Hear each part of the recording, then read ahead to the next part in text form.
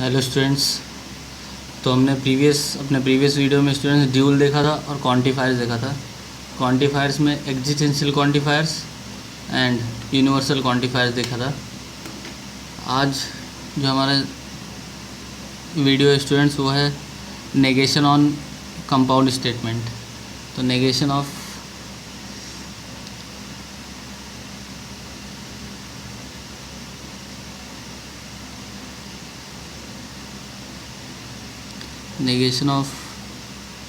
Compound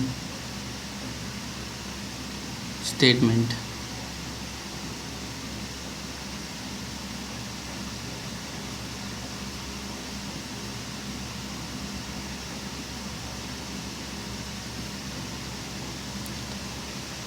तो जो compound statement students का नेगेशन ड्यूल देखा था हमने। ड्यूल से वर्क होता है इस पे एंड और टोटोलॉजी और कॉन्ट्राडिक्शन पे। अब नेगेशन देखते हैं। तो नेगेशन में सबसे पहला टर्म है वो है नेगेशन ऑफ।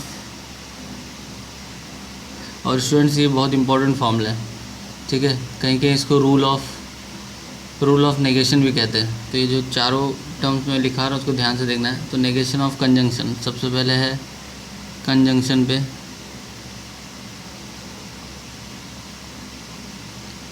कंजंक्शन का मतलब आप समझ रहे हैं। नेगेशन किसका देख रहे हैं हम लोग? एंड का। किसका? एंड का देख रहे हैं। तो नेगेशन ऑफ कंजंक्शन।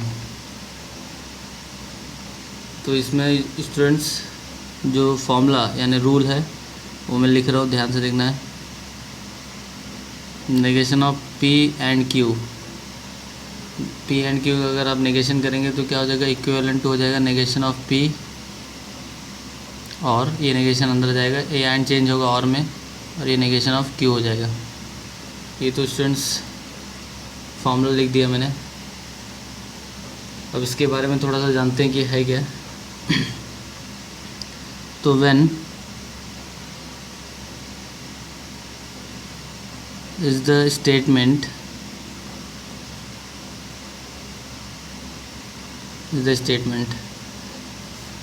जब कोई स्टेटमेंट दिया है स्टूडेंट्स, जैसे कि एग्जांपल में लिया है यहाँ पे 6 is even and perfect number. 6 is even and perfect number is false.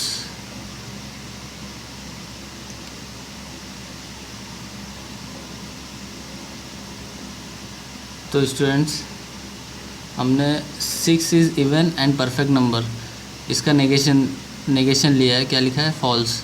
तो इसको और एक तरीके से रिप्रेजेंट कर सकते हैं हम। इसको क्या बोल सकते हैं? इट इज़ इफ़, ये रूल अप्लाई कर रहा है। तो यहाँ पे नेगेशन ऑफ पी है। पी क्या है हमारा? 6 is even.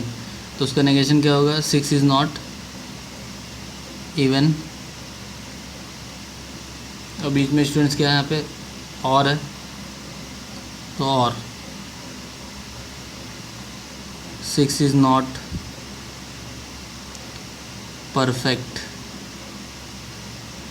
Number.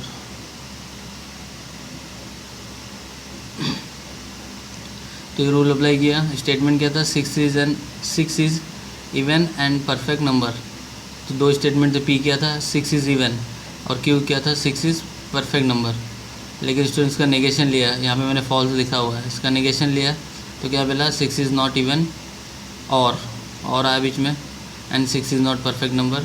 Negation of Q भी है, तो नेगेशन क्यू देखा। तो ये स्टूडेंट्स यहाँ पे मैं इसको हाईलाइट कर रहा हूँ, इसको याद रखना है। This is negation of and. Conjunction का ये क्या है? नेगेशन है। सेकेंड है student negation of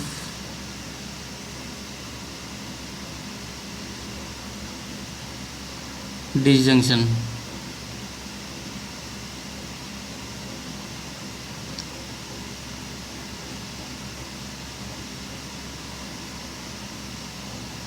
negation of disjunction. इसका रूल लिख रहा हूँ स्टूडेंट्स। पहले मैं रूल क्या है कि नेगेशन ऑफ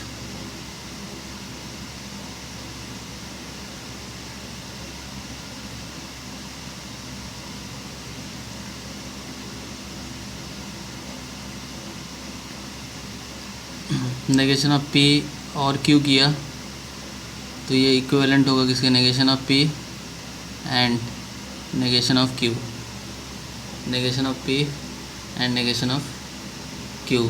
तो और कन्वर्ट होगा किसमें, एंड में। स्टूडेंट्स ये दोनों जो रूल है, इन दोनों रूल को डी मॉर्गन लॉ भी कहते हैं, डी मॉर्गन्स लॉ। स्टूडेंट्स ये आपके 11th एंड 12th का जो आपका लाइव सेशन है उसमें ये 3 बार आया है। पहला आया था सेट थ्योरी में, सेकंड आया था प्रोबेबिलिटी में, और थर्ड अभी आया है। आप देख रहे हो ना, यहाँ पे एंड कन्वर्ट हो रहा है और में, और यहाँ पे और कन्वर्ट हो रहा है एंड में। एंड क्यों कन्वर्ट हो रहा है, क्योंकि नेगेशन ले रहा है, और क्यों कन्वर्ट हो रहा है, क्योंकि नेगेशन ले रहा है। इस सेट में क्या होता था, कॉम्प्लीमेंट लेते थे, उसका भी मतलब वही था, कॉम्प्लीमेंट मतलब उल्टा, और नेगेशन का मतलब भी उल्टा ही है यहाँ पे। तो डी मॉर्गन लॉ भी कहते हैं इसको, इन दोनों रूल को, negation first rule and second rule को डी मॉर्गन लॉ भी कहते हैं। तो रूल क्या है, when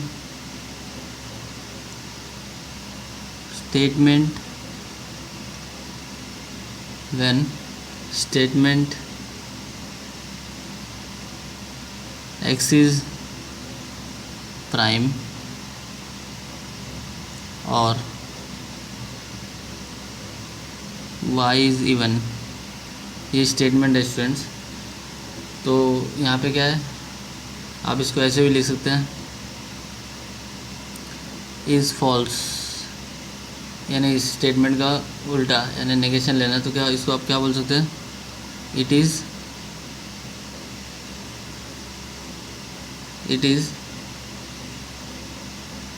x is not prime, और बीच में साइन किया student and y is not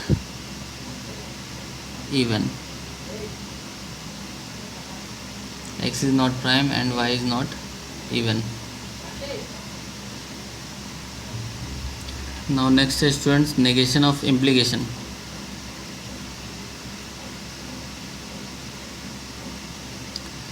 students यहाँ पर ये फॉर्मूला है, मैं जो रूल लिख रहा हूँ उसको मैं बता दूँ कि ये यूज़ करना है अभी हमको, रूल ऑफ नेगेशन बोलते हैं इसको। ये सारे फॉर्मूले याद होने चाहिए। तो negation of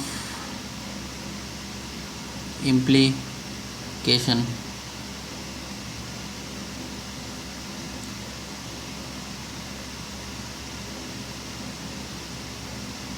negation of implication में स्टूडेंट्स जो रूल है वो है negation of P implies Q, P and negation P and negation Q। Students इसके बारे में मैं कुछ लिख नहीं रहा हूँ, मैं बस जो ध्यान से बोल रहा हूँ आपको सुनना है, क्योंकि इसके एग्जांपल्स, अगर मैं एग्जांपल्स यहाँ लिखूँ भी तो भी मोस्ट ऑफ द स्टूडेंट्स ऐसे होते हैं कि जिनको वो क्लियर नहीं हो पाता। यहाँ पे देखिए ध्यान से कि P इम्प्लाइज Q, P है, P दिया है, ठीक है, इसका मतलब होता है if and then, if P then Q, if P then Q। अगर P है तो ही Q मिलेगा, ठीक है। लेकिन ये जो स्टेटमेंट है ये फॉल्स है, ठीक है। तो इसमें स्टूडेंट्स जो P तो दिया हुआ है तो ये तो गलत होने से रहा, ये गलत तो हो ही नहीं सकता, तो P का P लिख लिया मैंने, ठीक है। लेकिन Q मिलेगा, अब ये मिलने यानी फाइंड होगा, ये बाद में मिलेगा, तो इसके पूरे चांसेस है कि ये गलत हो सकता है, इसलिए P and negation Q, P and negation Q। अगर मैं यहाँ पे एग्जाम्पल भी लूँ स्टूडेंट्स, तो अगर मैं लिखूँ if P then Q, P मेरे इफ़ P लिखा हो मतलब P गिवन है और देन हमको Q मिला, इज़ फॉल्स। अगर ये फॉल्स है तो इसको हम ऐसे कह सकते हैं कि P is true and Q is false. इसमें P को फॉल्स होने की ज़रूरत ही नहीं है, P ट्रू है जो दिया हुआ है, लेकिन Q मुझे ट्रू नहीं मिल रहा है, Q फॉल्स है। इसका मतलब ये स्टेटमेंट क्या हो जाएगा, P इम्प्लाइज Q क्या हो जाएगा, फॉल्स हो जाएगा स्टूडेंट्स। तो again this is a rule, आपको याद रखना है।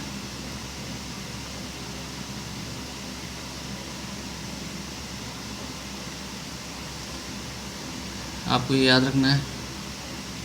नेक्स्ट आता है स्टूडेंट्स, आपका जो नेक्स्ट है वो है negation of by conditional. Negation of by conditional. तो नेगेशन ऑफ बाई कंडीशनल में स्टूडेंट्स आपको आई होप सो कि इसके एग्जांपल की भी ज़रूरत ना पड़े। नेगेशन ऑफ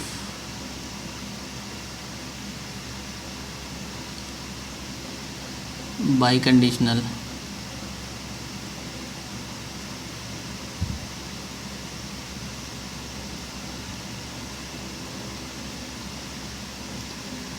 बाई कंडीशनल मतलब स्टूडेंट दोनों तरफ से इम्प्लाइज, P इम्प्लाइज Q, तो इसका नेगेशन।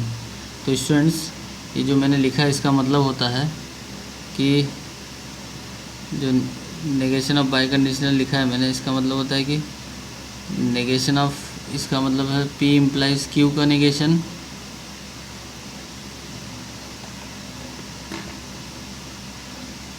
अगर मैं इसको ब्रेक करूँ इस इफ़ एंड ओनली इफ को, डबल एरो को, तो P इम्प्लाइज Q और Q इम्प्लाइज P, तो क्या हो जाएगा एंड Q इम्प्लाइज P। ये ब्रेक हो गया स्टूडेंट्स। अब देखिए यहाँ पे थर्ड रूल अप्लाई करेंगे P इम्प्लाइज Q पे, तो क्या मिला है मुझे पहले, तो अगर मैं थर्ड रूल अप्लाई करूँ तो क्या मिल जाएगा students, P and negation Q, ये एक ब्रैकेट में, नेगेशन अंदर जाएगा तो बाई डी मॉर्गन लॉ ये क्या हो जाएगा और हो गया Q इम्प्लाइज P, ये अप्लाई करेंगे तो क्या हो जाएगा, हमको क्या मिल जाएगा, Q and negation P, Q and negation P।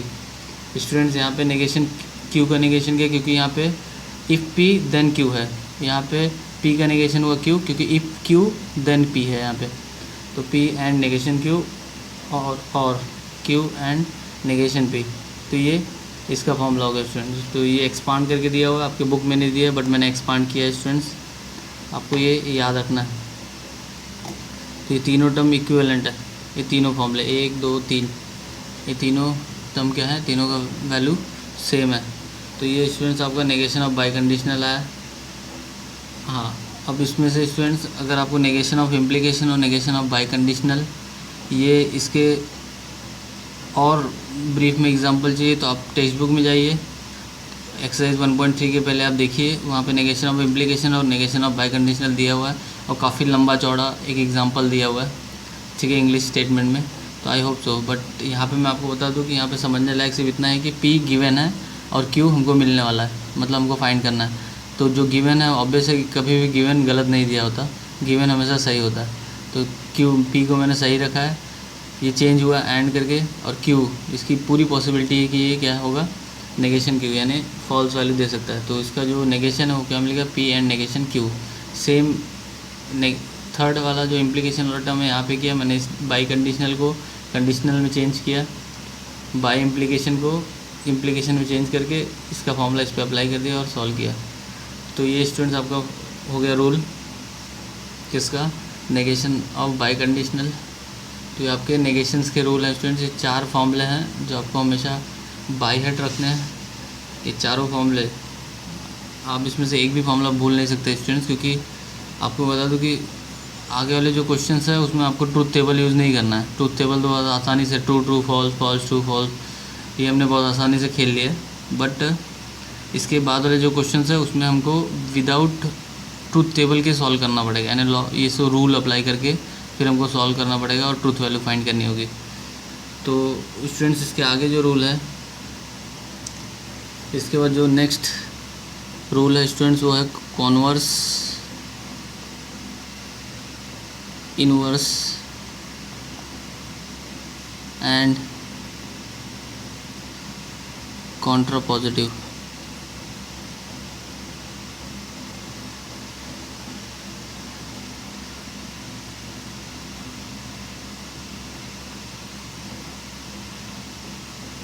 तो स्टूडेंट्स, ये जो converse, inverse and Contra positive है, मैं आपको याद दिलाना चाहता हूँ कि जब मैंने क्वेश्चन सॉल्व किया, जब मैं आपके सामने होता था, क्वेश्चन सॉल्व करता था, वहाँ पे एक ही स्टेटमेंट को तोड़ मरोड़ के कई तरीके से मैं बोलता था। मैं आपको बता दूं कि उन कई तरीक़ों में सिर्फ 3 ही तरीके थे। एक तरीका था कॉन्वर्स, एक था इन्वर्स और एक कॉन्ट्रा पॉजिटिव, और एक सीधा स्टेटमेंट जो दिया था। मैं उन चारों टर्म्स का यूज़ करके आपको एक ही बात कई अलग अलग तरीके से कहता था, और आज के बाद से आप भी एक ही बात को इन 3 अलग अलग तरीके से कह सकते हैं, यानी 3 अलग अलग तरीके से स्टेटमेंट। क्योंकि मैं आपको बता दूं कि इन तीनों तरीक़ों से स्टेटमेंट का मीनिंग बदलता नहीं, लेकिन पहले मैं आपको बता दूं कॉन्वर्स, इन्वर्स और कॉन्ट्रा पॉजिटिव होता क्या है। उसके बाद हम इसका एक एग्जांपल लेंगे तो आपको समझ में आएगा कि किसी भी स्टेटमेंट का मीनिंग नहीं चेंज होता। तो स्टूडेंट, लॉजिक पढ़ने का जो सबसे बड़ा कारण यही है कि अब कॉन्वर्स, इन्वर्स, कॉन्ट्रा पॉजिटिव और जो एक स्टेटमेंट जो हमको डायरेक्टली दिया होता है, इन 4 चीज़ों को छोड़ के अगर इसके अलावा कोई स्टेटमेंट हमारे क्वेश्चन में, टेक्स्ट बुक में कुछ इस टाइप से पूछा गया है, तो इसका मतलब हम वहाँ पे तुरंत वेरीफाई कर सकते हैं कि क्वेश्चन गलत है या सही। तो कई स्टूडेंट्स ने मुझसे पूछा बार बार कि सर ये वेरीफाई कैसे होता है कि ये आप पहचान जाते हो कि सर ये क्वेश्चन में कोई तो फॉल्ट है, यानी कोई दिक्कत है। ये पहचान आप भी सकोगे आज के बाद से, जब आप इसको समझ जाओगे। क्योंकि लॉजिक का मतलब है कि हम वर्ड्स प्रॉब्लम सॉल्व कर रहे हैं। लॉजिक का मतलब होता है कि एक्स्ट्रा कॉमन सेंस यूज़ करना। तो कॉन्वर्स, इन्वर्स और कॉन्ट्रा पॉजिटिव में स्टूडेंट्स, तो ये इतना याद रखना कि कॉन्वर्स, इन्वर्स और कॉन्ट्रा पॉजिटिव ये हमेशा इम्प्लीकेशन भी यूज़ होता है। जो स्टेटमेंट इम्प्लीकेशन वाले होते हैं उसमें यूज़ करते हैं इसको।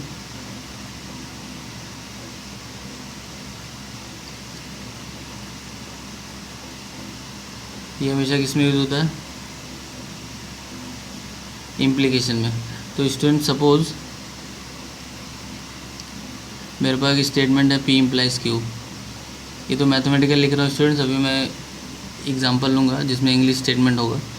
Suppose P implies Q students है मेरे पास, ठीक है। तो मैं आपको बता दूँ कि P इम्प्लाइज Q का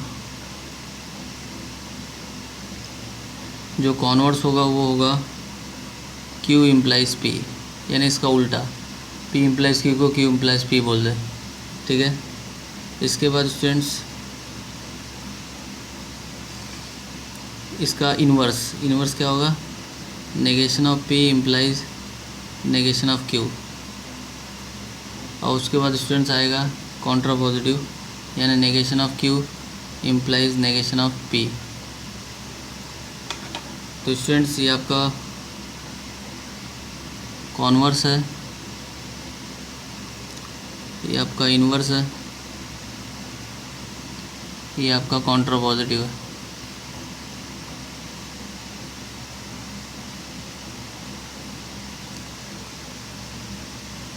तो इसी P इम्प्लाइज Q को आपने कैसे बोला? Negation of P implies negation of Q। ये भी सही है, इसका भी मतलब यही निकलता है। Negation Q implies P converse, इसका भी मतलब यही निकलता है।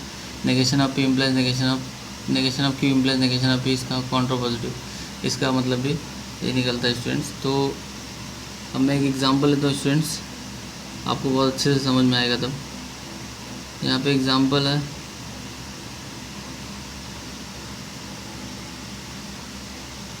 स्टूडेंट्स आपका मैथ्स 2 में डिफरेंशिएशन चल रहा है, चैप्टर 2।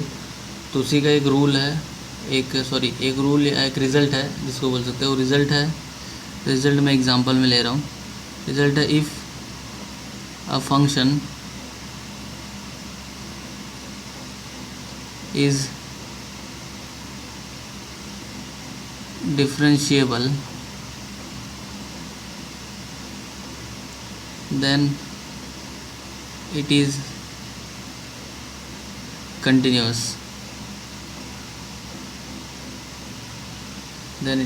continuous, तो स्टूडेंट्स, इसमें P क्या है मेरा?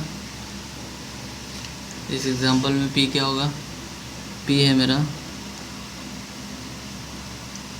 A function is differentiable,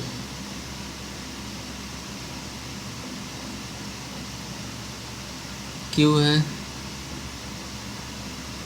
a function is continuous. तो दो फंक्शन है, दो स्टेटमेंट है, a function is differentiable, a function is continuous students. और गिवन क्या है हमारे पास, इफ़ करके, इफ़ अगर फंक्शन डिफरेंशिएबल है तो वो कंटिन्यूअस भी होगा। तो मेरे पास गिवन स्टेटमेंट क्या है, गिवन है मेरे पास P इम्प्लाइज Q।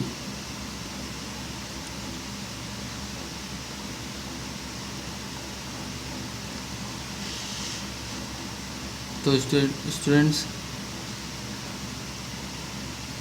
सबसे पहले मैं इसका कॉन्वर्स लिखता हूँ।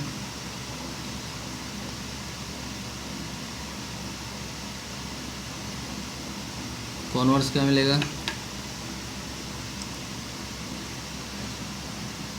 If a function is continuous then it is differentiable,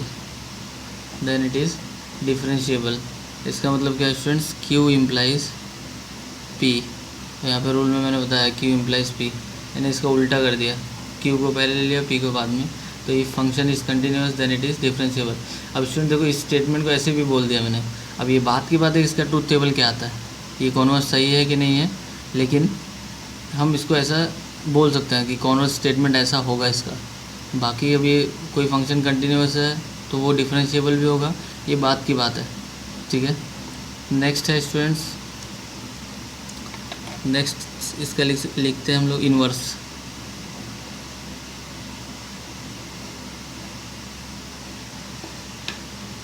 inverse में क्या क्या है student, negation of P and negation of Q। तो इफ a function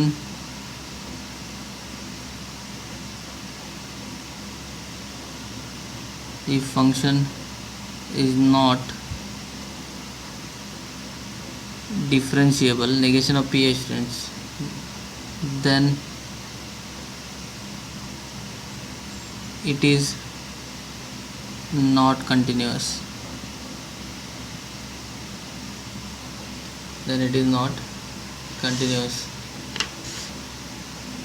तो फंक्शन अगर डिफरेंशिएबल नहीं है तो कंटिन्यूअस भी नहीं होगा। अभी भी स्टूडेंट्स का मीनिंग चेंज नहीं हुआ है, मीनिंग वही है, ठीक है। फंक्शन अगर डिफरेंशिएबल नहीं है तो कंटिन्यूअस भी नहीं होगा। नेक्स्ट आता है स्टूडेंट्स कॉन्ट्रा पॉजिटिव, या पहले तो इसके बारे में लिख देते हैं क्या हो जाएगा, ये negation P implies negation Q। Next आता है कॉन्ट्रा पॉजिटिव,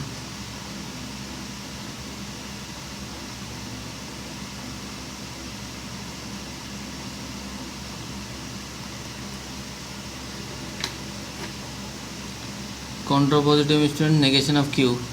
तो इफ फंक्शन इज नॉट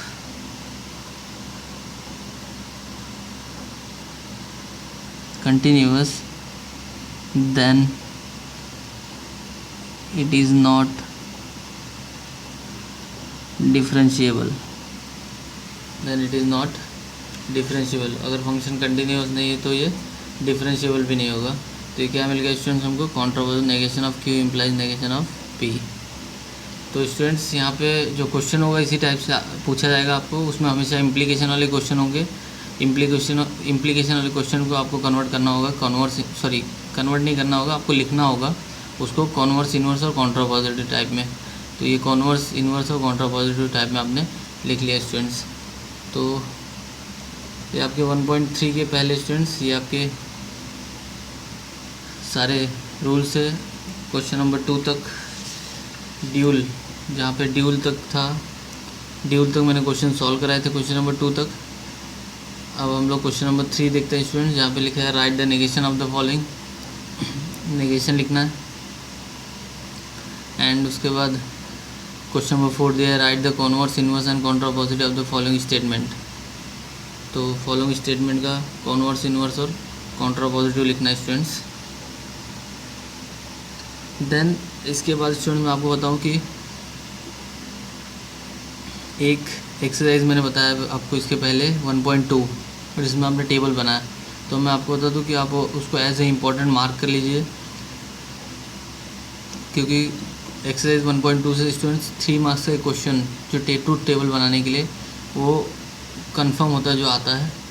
उसके पहले वाले जो एक्सरसाइज है स्टूडेंट जिसमें स्टेटमेंट पहचानो ये स्टेटमेंट है कि नहीं, इसकी ट्रूथ वैल्यू क्या है, सिंबॉलिक फॉर्म में कैसे चेंज कर सकते हैं, तो ये 1 मार्क्स के क्वेश्चन है स्टूडेंट्स, इसको आप नोट कर लीजिए।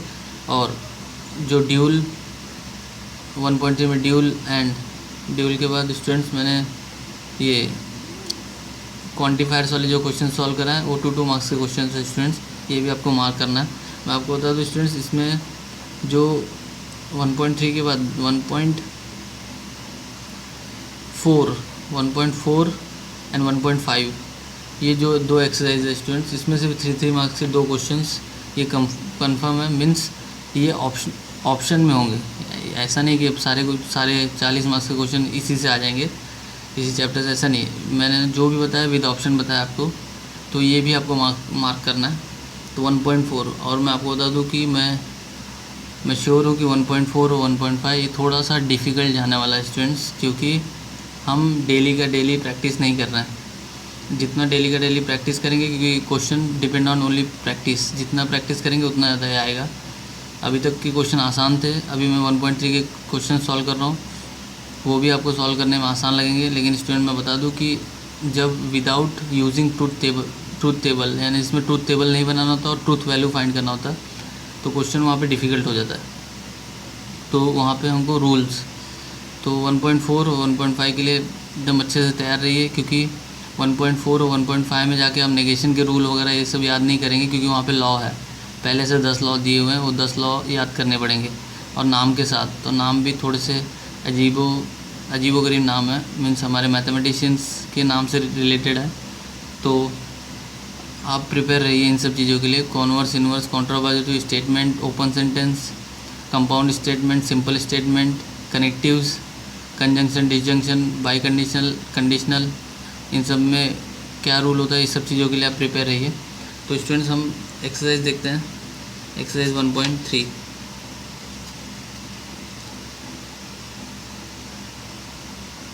तो एक्सरसाइज 1.3 में क्वेश्चन नंबर 3 में स्टूडेंट्स जो पहला क्वेश्चन दिया हुआ है वो दिया हुआ है right the negation of the following, और उसमें फर्स्ट क्वेश्चन जो पूछा है वो है x+8 इज़ ग्रेटर दैन 11 और y-3 is equal to 6।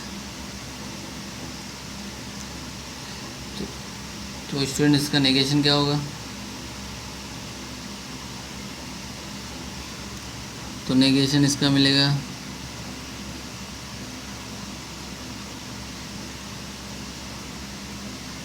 x+8 is not greater than 11 और y-3 is not equal to 6। तो स्टूडेंट क्वेश्चन नंबर 1 का हो गया। क्वेश्चन नंबर 2 दिया है 11 is less than 15 and 25 is greater than 20। तो इसका negation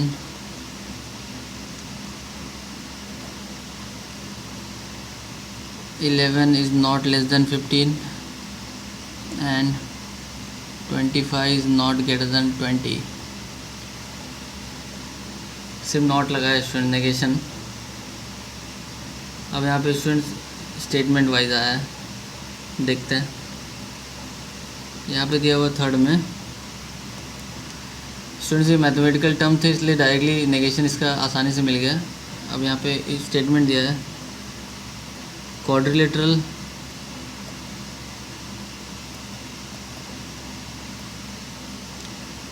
is a square if and only if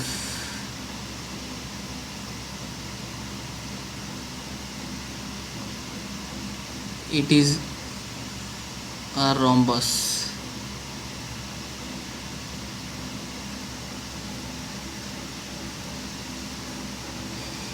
it is a rhombus. तो थोड़ा सा यहाँ पे स्टूडेंट लिखना पड़ेगा। तो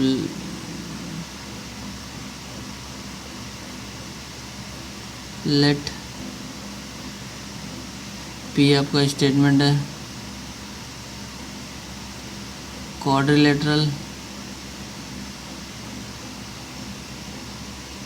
इज अ स्क्वायर और क्यू आपका है क्वाड्रिलेटरल इज रोम्बस।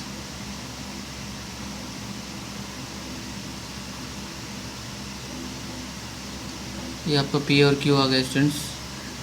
तो सिंबॉलिक फॉर्म में क्या हो जाएगा, therefore P if and only if P if and only if Q. अब स्टूडेंट इसका negation of P if and only if Q, तो अभी थोड़ी देर पहले फॉर्मूला लिखा था, क्या हो जाएगा ये पी एंड नेगेशन क्यू और negation P and Q.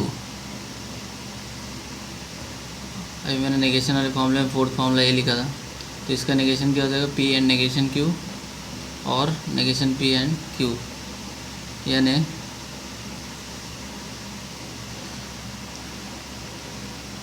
Quadrilateral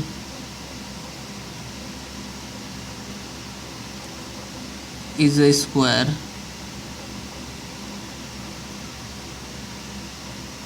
but not rhombus और क्वाड्रिलेटरल जो गिवन दिया है क्वाड्रिलेटरल इज स्क्वायर, गिवन तो सही है बट क्यू नहीं हो रहा, क्यू मतलब नेगेशन क्यू है ना, तो रोम्बस नहीं है बट नॉट रोम्बस। उसका क्या है और it is not a square but a rhombus। या ये हो सकता है कि स्क्वायर नहीं है लेकिन रोम्बस है, स्क्वायर नहीं लेकिन क्या है रोम्बस है। तो ये स्टेटमेंट इसका नेगेशन मिल गया स्टूडेंट्स, क्या मिल गया ये नेगेशन। ये आ गया इस स्टेटमेंट का negation, quadrilateral is square but not a rhombus और it is not a square but a rhombus. तो स्टूडेंट्स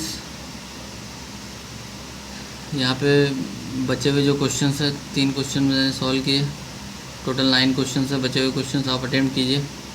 हम लोग आते हैं कॉन्वर्स इन्वर्स पे, कॉन्वर्स इन्वर्स एंड कॉन्ट्रापोजिटिव पे आते हैं स्टूडेंट्स। तो क्वेश्चन नंबर 4 में दिया students, question number 4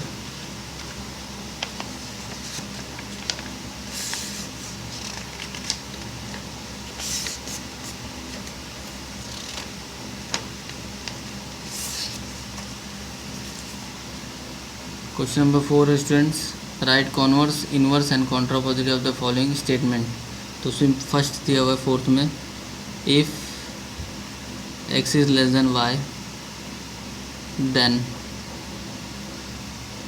x square is less than y square. मैंने आपको कहा था कॉन्वर्स इन्वर्स एंड ये किस में अप्लाई होता है, इम्प्लीकेशन वाले स्टेटमेंट में इसे अप्लाई होता है। तो x is less than y then x square is less than y square. तो p क्या है मेरे पास स्टूडेंट्स, p है मेरा x is less than y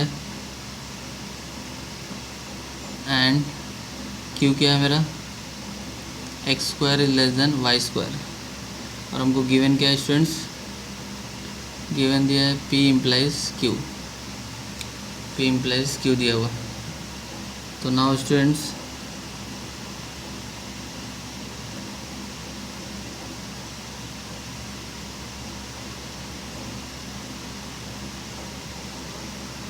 तो कॉन्वर्स क्या होगा, फर्स्ट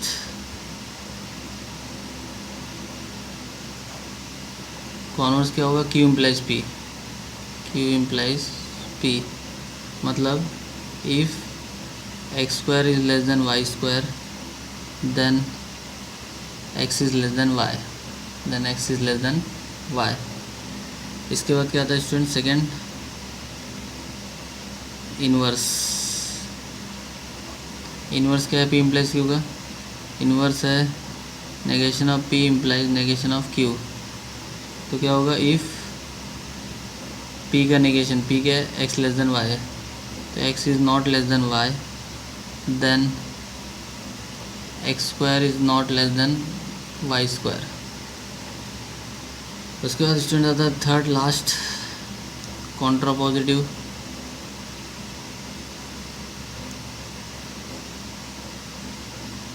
कॉन्ट्रापोजिटिव स्टूडेंट्स क्या होगा, negation of q implies negation of p, negation of q implies negation of p। तो नेगेशन ऑफ q क्या होगा, q का negation if x square is not less than y square, x square is not less than y square, then x is not less than y, then x is not less than y। तो ये students यहाँ पे जो question दिया था if x less than y then x square less than y square, ये converse मिल गया, इनवर्स मिल गया और ये कॉन्ट्रापोजिटिव मिल गया। इसके बाद स्टूडेंट्स